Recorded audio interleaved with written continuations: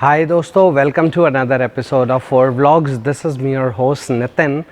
तो गाइज़, बहुत दिन से आप सबको इंतज़ार था मेरे इस वीडियो का कि कब मैं करने वाला हूँ इस टूरिंग हैंडल बार का रिव्यू और आपको बताऊँगा कि आपको ये हैंडल बार अपनी गाड़ी में लगाना चाहिए या नहीं। तो मेरा एक सिंपल सा मानना है, प्रोसेस है कि आप किसी भी चीज़ को रिव्यू तब तक नहीं कर सकते जब तक आप उसको प्रॉपरली टेस्ट ना कर लीजिए, जब तक आप उसको प्रॉपरली चला के चेक ना कर लीजिए और जब तक आपको पता ना हो कि एक्चुअली में आप इसका रिव्यू देने लायक हैं भी या नहीं। तो जब तक आप ये तीनों चीज़ें खुद नहीं करते तब तक आप किसी भी चीज़ का रिव्यू नहीं दे सकते। अब अगर मैं आपको आज की डेट में मर्सिडीज़ AMG कि किसी भी वेरिएंट का रिव्यू दूं तो वो एक बड़ा अनबायस्ड सा रिव्यू होगा। मैं 5 मिनट मैंने एक गाड़ी को देखा और मैं 5 मिनट में जो आपको बता सकता हूं वो बताऊंगा।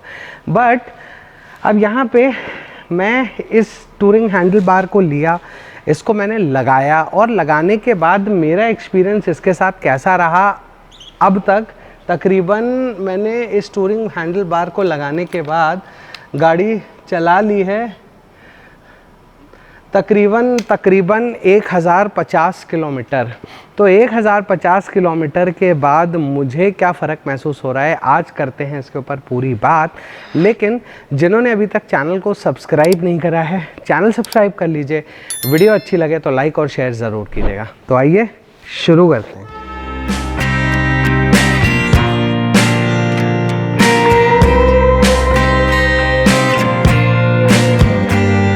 तो भाइयों, टूरिंग हैंडल बार जो कि आया है हमारा इस रॉयल एनफील्ड मीटियोर 350 के साथ में, इसका एक्सपीरियंस 1000 किलोमीटर का मेरा कैसा रहा है। तो गाइज़ देखो, सबसे पहली चीज़ तो आपको कुछ बेसिक्स बता देता हूं जिससे आपको थोड़ी सी आसानी होगी इस हैंडल बार को आपको लगाना है या नहीं। तो सबसे पहले बैठ के बताता हूँ आपको, क्योंकि बैठ के चीज़ें ना थोड़ी सी आपको ज़्यादा समझ में आएंगी। तो ये देखो, अब ये जो टूरिंग हैंडल बार है, इस समय मेरी पोजीशन जो बैठने की है वो कुछ यूँ है, यूँ कुछ इस तरीके का पोजीशनिंग है मेरी टूरिंग हैंडल बार के साथ में। जबकि अगर आप स्टॉक हैंडल बार देखो तो वहाँ पे पोजीशन कुछ ऐसी होती है, कुछ ऐसी, जिसकी वजह से क्या होता है कि एक सबसे पहला जो एडवांटेज है इस टूरिंग हैंडल बार का वो ये है कि आपकी पोजीशनिंग बहुत अपराइट हो गई। यानी कि जो अगर आप बैकबोन देखो तो ये बिल्कुल सीधी हो गई है। जो कि पहले क्या था कि हैंडल बार थोड़ा छोटा था, हैंडल बार थोड़ा लेस वाइडर था, तो तकरीबन कुछ ऐसे बैठते थे। तो जिसकी वजह से क्या होता था कि लंबा अगर आप राइड कर रहे हो तो हल्का फुल्का दर्द जो है आपको पीठ में महसूस होगा। लेकिन अब ये दर्द आपको महसूस नहीं होता है इसके साथ, क्योंकि यहाँ पे आपकी जो पोजीशनिंग है कुछ इस तरीके की है। हैंडल बार थोड़ा सा वाइड हो गया है, तो यहाँ पे आपके जो शोल्डर्स हैं वो शोल्डर्स भी पैरेलल ना जा करके हल्के से बाहर रहते हैं। तो एक तो होता है कि आप बाइक ऐसे पैरेलल शोल्डर्स पे चला रहे हो और एक थोड़े से वाइड हैंडल बार्स पे। तो यहाँ पे जो पोजीशनिंग है ना वो ये यहाँ पे ये चेंज हुई है और प्लस ये नीचे से ऊपर आ गया है। तो ये जो पोजीशनिंग थी वो पहले ऐसे थी, अब ये पोजीशन ऐसी आ गई है। तो जिसकी वजह से काफ़ी ज़्यादा पॉस्चर में फ़र्क पड़ा है। यानी कि अगर आप लॉन्ग चलना चाहते हो 200-300 किलोमीटर, तो ये टूरिंग हैंडल बार आपकी मदद करने वाला है in terms of posture. Number 2, अब इसमें एक और बेनिफिट ऐड हुआ। बेनिफिट ऐड क्या हुआ कि ये जो स्टेम देख रहे हो आप, ये जो हैंडल बार की स्टेम है ये बड़ी हो गई। इसकी वजह से क्या हुआ, ये बड़ी हो जाने की वजह से टूरिंग हैंडल बार थोड़ा सा ऊपर आया। ऊपर आने की वजह से बाइक की जो पोजीशन है वो ज़्यादा कमांडिंग हो गई है अब पहले के मुकाबले। यानी कि अगर आप कंट्रोल्स की बात करोगे, जैसे हिमालयन 450 लोग क्यों पसंद करते हैं, हिमालयन 450 इसलिए पसंद की जाती है या हिमालयन 411 इसलिए ज़्यादा पसंद की जाती थी क्योंकि इसके जो हैंडल बार्स थे वो बड़ी कमांडिंग पोजीशन में थे। तो अब आपको वैसी ही कमांडिंग पोजीशन फील होती है इस हैंडल बार के साथ में। तो ये अगेन एक बहुत बड़ा प्लस पॉइंट है यहाँ पे इस टूरिंग हैंडल बार के साथ।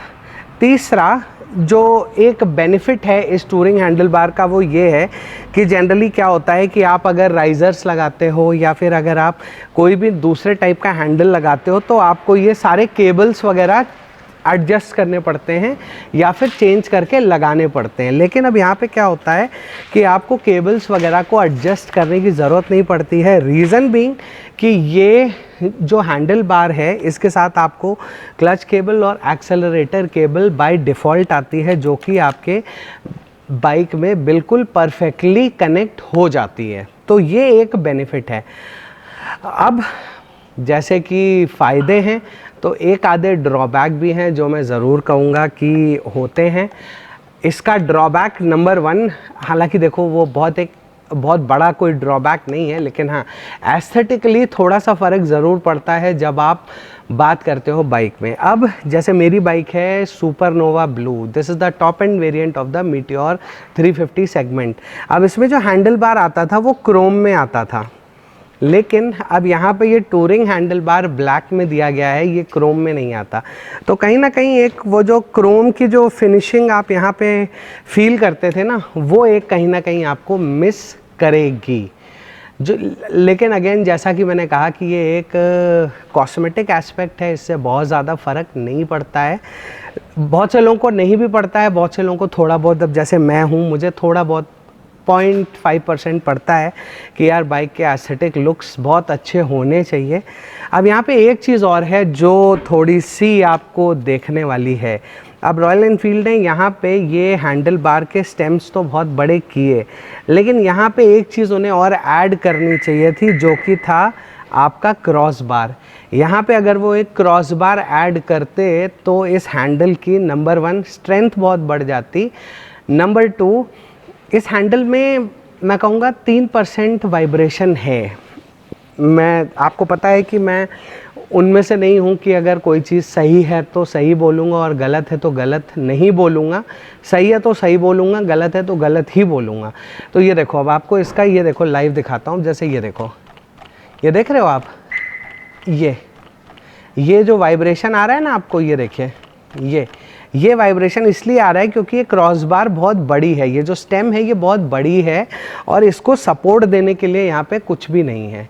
तो इस वजह से ये थोड़ा सा 3% वाइब्रेशन इस हैंडल बार में बड़ा है। लेकिन उसका सॉल्यूशन तो आपको पता है, इंटरसेप्टर 650 का ये जो क्रॉस बार हैंडल का आता है, ये एज अ सेपरेट पार्ट आपको किसी भी सर्विस सेंटर से आप परचेज़ कर सकते हैं। अगर नहीं है तो उनसे ऑर्डर लगवा सकते हैं। हमारे पास भी है, लेकिन अब प्रॉब्लम अगेन वही है कि हमारे पास जो है वो है क्रोम कलर में, और यहाँ पे अब ये हैंडल बार हो चुका है ब्लैक।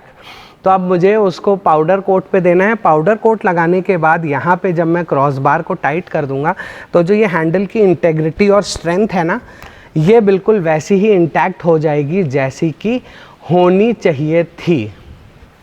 तो और एक और चीज़ आपको मैं ज़रूर कहना चाहूँगा कि यहाँ पे एक फ़र्क और महसूस किया है मैंने, वो ये है कि अभी क्या होता था कि पहले जब आप गाड़ी पे बैठते थे और जब आप चलते थे तो आपको जो फीलिंग आती थी ना, वो आपको एक रेगुलर 350 की आती थी। लेकिन अब ये बाइक मुझे कहीं ना कहीं हिमालयन जैसी फील देती है। तो डेफिनेटली ये हैंडल बार आप परचेज़ कर सकते हैं, लेकिन हाँ मैं ये ज़रूर रेकमेंड करूँगा कि क्रॉस बार ज़रूर लगाइएगा। अदरवाइज़ फिट, फिनिश और पेंट जॉब वगैरह में किसी चीज़ में कोई कमी नहीं है। सब चीज़ें स्टैंडर्ड आती हैं और स्टैंडर्ड ही फिट हो जाती हैं, तो इसके लिए भी आपको परेशान होने की ज़रूरत नहीं पड़ेगी। लेकिन अगेन अगर आप एक रेगुलर ऑफिस गोअर हैं तो आपको ज़रूरत नहीं है, लेकिन अगर आप अपनी बाइक से लॉन्ग टूर्स करते हैं तो then definitely this is a must accessory for your Meteor 350. As the name suggests, it is a touring handlebar। तो ये मज़ा आपको तब देगा जब आप लॉन्ग टूर्स करेंगे। तो उम्मीद करता हूँ कि जिन भाइयों को अभी तक इसका रिव्यू नहीं मिला था, और ये मैं आपको 1000 किलोमीटर चलाने के बाद का फ़र्क बता रहा हूँ कि डेफिनेटली बाइक में बहुत बड़ा फ़र्क महसूस होता है। बाइक की पोजीशन बहुत ज़्यादा कमांडिंग हो गई है, बाइक बहुत ज़्यादा फील होता है, मतलब फील आता है एक आपको बाइक चलाने में। अब देखिए वर्ड्स में एक्सप्रेस करना वो इतना आसान काम नहीं होता है, वो आपको एक अलग सा फील आता है बाइक चलाते टाइम जब आप इस हैंडल बार के साथ चलाओगे। बट देन अगेन 3% वाइब्रेशन, 100 में 3% vibration is not that bad, but then 3% vibration आने का भी सॉल्यूशन है। क्रॉस बार लगाइए इंटरसेप्टर 650 का, अपने शहर में कोई भी नियरेस्ट जो फैक्ट्री वगैरह हो उससे पाउडर कोट कराइए और इस टूरिंग हैंडल बार का मज़ा लीजिए। So with this note, this is me Nitin signing off from 4 vlogs for the day. मिलूंगा आपसे बहुत जल्दी एक और नए वीडियो में। Till then stay tuned, stay safe, stay secure, good bye.